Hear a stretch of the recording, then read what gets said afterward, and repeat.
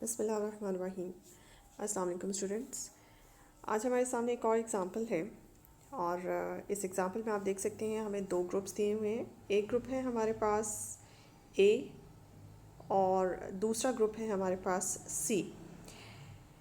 ये दो ग्रुप्स हैं और साथ ही साथ एक ए ग्रुप जो है वो अंडर एडिशन ग्रुप है। ए सेट जो है वो अंडर एडिशन ग्रुप है और जो सी सेट है वो अंडर मल्टीप्लिकेशन ग्रुप है, जैसे कि आपके सामने दिया हुआ है ये दोनों टेबल्स आप यहाँ से देख सकते हैं। चूँकि ए सेट के अंदर एलिमेंट्स हैं ए बी सी डी, उनकी एडिशन का तरीका जो है वो इस टेबल से हमें पता चलता है कि किस तरह से ये एलिमेंट्स ऐड होते हैं। और इसी तरह से सी सेट के एलिमेंट्स के ऊपर जो कैलिस टेबल है ये बना के आपको दिया हुआ है, ये ग्रुप जो है अंडर मल्टीप्लिकेशन है। इसके बाद एक मैपिंग डिफ़ाइन की गई है यहाँ पे आपके पास।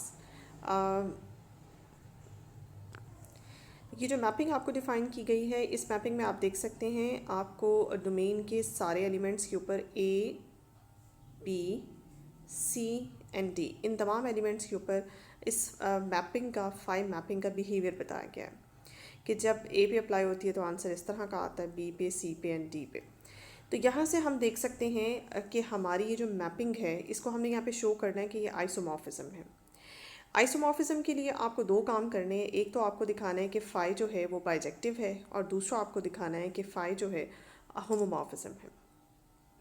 होमोमॉर्फिज्म हम बाद में करते हैं, लेकिन हम पहले बाइजेक्टिव क्वालिटीज़ की पहले चेक कर लेते हैं कि किस तरह से फ़ाई जो है वो बाइजेक्टिव है। चूँकि ये हमारा डोमेन और रेंज, फ़ाई की डोमेन और रेंज ये बहुत छोटे छोटे से सेट्स हैं। इनको मैं मैप करके भी आपको दिखा सकती हूँ, फिगर के ज़रिए भी मैं आपको दिखा देती हूँ कि किस तरह से ये आपके पास फ़ाई मैपिंग जो है ये बाइजेक्टिव है। देख सकते हैं जैसे कि आप फिगर से, मैंने आपको फिगर बना दी है। ये ए सेट है आपके पास और ये सेट जो है ये आपके पास C4 है। और बिल्कुल इसी तरह से जिस तरह से फ़ाई को डिफ़ाइन किया गया है कि फ़ाई जो है ए को 1 पे मैप कर रहा है, यहाँ से आप देख सकते हैं। और बी जो है आयोटा पे मैप हो रहा है, यहाँ से आप देख सकते हैं।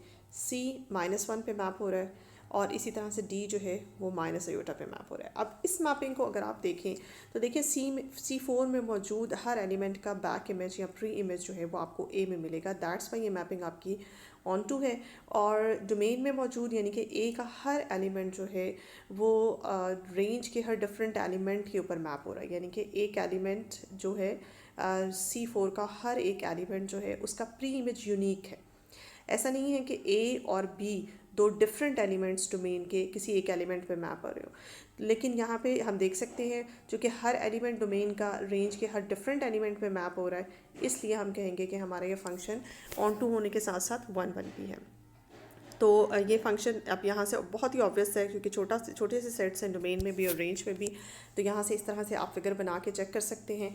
अगर C4 में कोई एलिमेंट ऐसा बच जाता जिसका प्री इमेज मुझे ए में ना मिलता तो फिर ये फंक्शन ऑन टू ना होता, लेकिन चूंकि अब इस वक्त हम ऑब्वियसली देख सकते हैं कि C4 का हर एलिमेंट का प्री इमेज यहाँ पे मौजूद है। सिमिलरली ए के हर एलिमेंट का एक डिफरेंट इमेज, यूनिक इमेज आपको यहाँ पे मिल रहा है, इसलिए आपका ये फंक्शन जो है वो 1 है।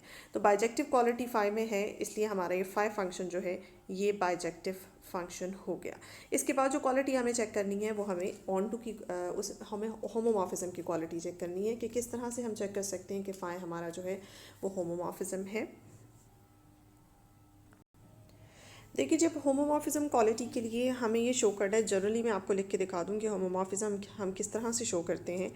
होमोमॉर्फिज्म हम इस तरह से शो करते हैं कि फ़ाई ऑफ एक्स वाई, कोई से दो एलिमेंट्स एक्स और वाई आपने डोमेन से सिलेक्ट करना है। और इस वक्त की डोमेन हमें याद है कि हमारे पास ए है और phi of X Y is equals to आपके पास phi of X into phi of Y हो जाता है।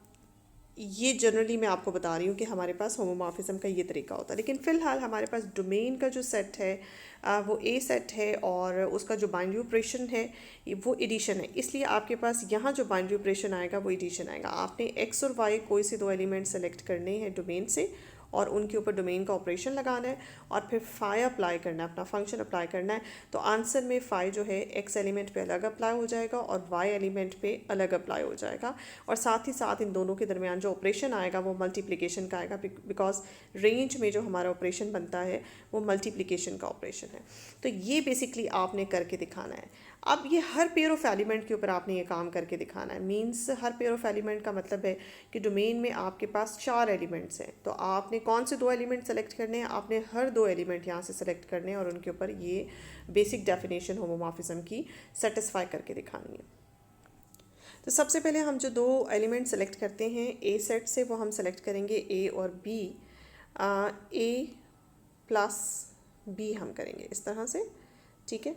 और फिर हम इसके बाद इसके ऊपर अप्लाई करेंगे फाई। लेकिन फाई अप्लाई करने की से पहले फाई किस तरह से अप्लाई किया जाता है, फाई का डिफाइनिंग बिहेवियर है आपके पास ये 4 बिहेवियर्स, इनके चारों एलिमेंट्स के ऊपर फाई का बिहेवियर जो है आपके सामने है। हमें ए के ऊपर फाई अप्लाई करने आता है, बी के ऊपर फाई अप्लाई करने का आंसर आता है हमें, लेकिन हमें ए प्लस बी के ऊपर कहीं भी नहीं बताया गया कि ए प्लस बी के ऊपर फाई का आंसर क्या होगा। इसके लिए हम हेल्प लेंगे अपने टेबल की। आप टेबल से देख सकते हैं कि ए प्लस बी का आंसर क्या है। पहले आप टेबल से देखें ए प्लस बी का आंसर है, ये देखें आप, ए और बी को जब हम ऐड करते हैं तो आंसर में आपके पास बी आता है। तो सबसे पहले तो ए प्लस बी का जो आंसर आता है वो आप लिखें, phi of A plus B is equals to phi of B, ठीक है। और फिर नेक्स्ट स्टेप में आप यहाँ पे लिख सकते हैं फाई ऑफ बी के ऊपर फाई का बिहेवियर हमें पता है, हमें ए प्लस बी के ऊपर नहीं पता था। अब हम बी के ऊपर फाई का बिहेवियर अप्लाई करते हैं तो हमारे पास यहाँ से हमें पता चलता है कि आंसर में आपके पास आयोटा आता है। तो यहाँ आप इसे लिख सकते हैं आयोटा को इस तरह से।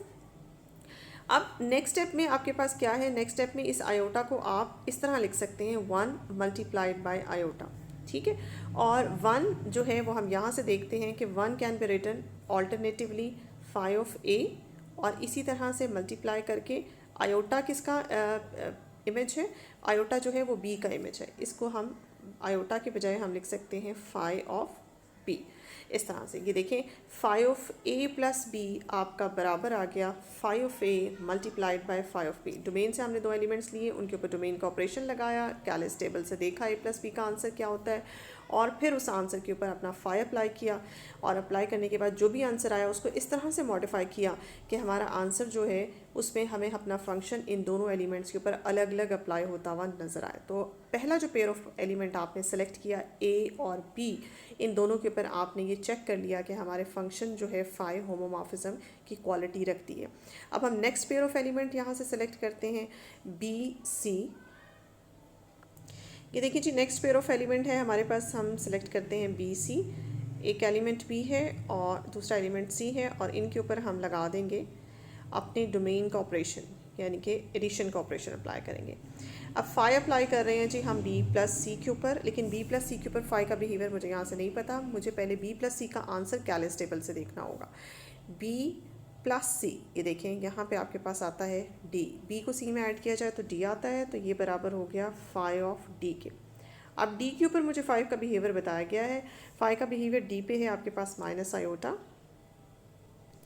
इस माइनस आयोटा को नेक्स्ट स्टेप में हम इस तरह से लिख सकते हैं, इस माइनस आयोटा को हम लिख सकते हैं आयोटा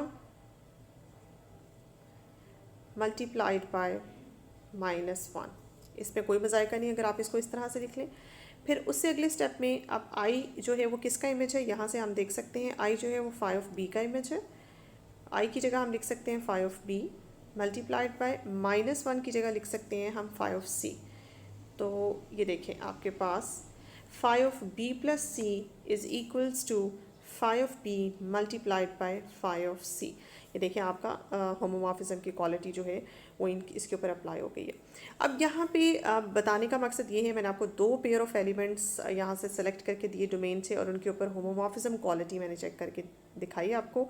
बिल्कुल इसी तरह से आप ऑल पेयर ऑफ एलिमेंट्स के ऊपर, जैसे कि एक पेयर ऑफ एलिमेंट आप अब नेक्स्ट लेंगे, बी सी मैंने लिया है, आप ले सकते हैं सी डी। इसी तरह से आप A D pair of element select कर सकते हैं। आप B D pair of element select कर सकते हैं। इस तरह के तमाम पेयर ऑफ एलिमेंट्स आप सेलेक्ट करेंगे, क्योंकि ये आपके पास सेट जो है ग्रुप डोमेन में जो सेट है वो एक फाइनाइट ग्रुप है। तो आपके पास चूँकि छोटा सा एक ग्रुप है, आप हर पेयर ऑफ एलिमेंट के लिए आप ये काम करके आपको दिखाना पड़ेगा। इसके लिए आपको इस कैलिस टेबल की, इन कैलिस टेबल की ज़रूरत पड़ेगी, और साथ ही साथ आपको ज़रूरत पड़ेगी फाई का जो डिफाइनिंग बिहेवियर है इन तमाम डोमेन के एलिमेंट्स के ऊपर, इसकी ज़रूरत पड़ेगी। आप यहाँ से देखते जाएंगे और इस तरह से बिल्कुल इसी तरह से अप्लाई करते जाएंगे जैसे मैंने आपको यहाँ पे अप्लाई करके दिखाया। तो होप्स हो कि आपको आज के लेक्चर में ये एग्जांपल समझ आ गई होगी। अब यहाँ से हम देख सकते हैं कि फाई से पहले हम प्रूव कर चुके हैं कि फाई हमारा बाइजेक्टिव फंक्शन है, और यहाँ से फाई जो है सिमिलरली आपका होमोमॉर्फिज्म पे बन जाएगा, क्योंकि ये हर पेयर ऑफ एलिमेंट के ऊपर होमोमॉर्फिज्म क्वालिटी रखता है। तो इन दोनों बातों को मिला के हम कह सकते हैं कि इस केस में, इस एग्जांपल में जो फंक्शन फाई है ये हमारा आइसोमॉर्फिज्म है। तो प्रूव हो गया कि किस तरह से डोमेन में अगर, और डोमेन और रेंज में अगर आपके पास इस तरह के दो ग्रुप्स हों और फाई इस तरह की मैपिंग हो, तो किस तरह से ये आइसोमॉर्फिज्म प्रूफ होती है। यहाँ पे अपना लेक्चर ड्रॉप करूँगी इंशाल्लाह। नेक्स्ट लेक्चर में नेक्स्ट टॉपिक के साथ हाजिर होंगी। तब तक के लिए इजाज़त दें। अल्लाह हाफ़िज़।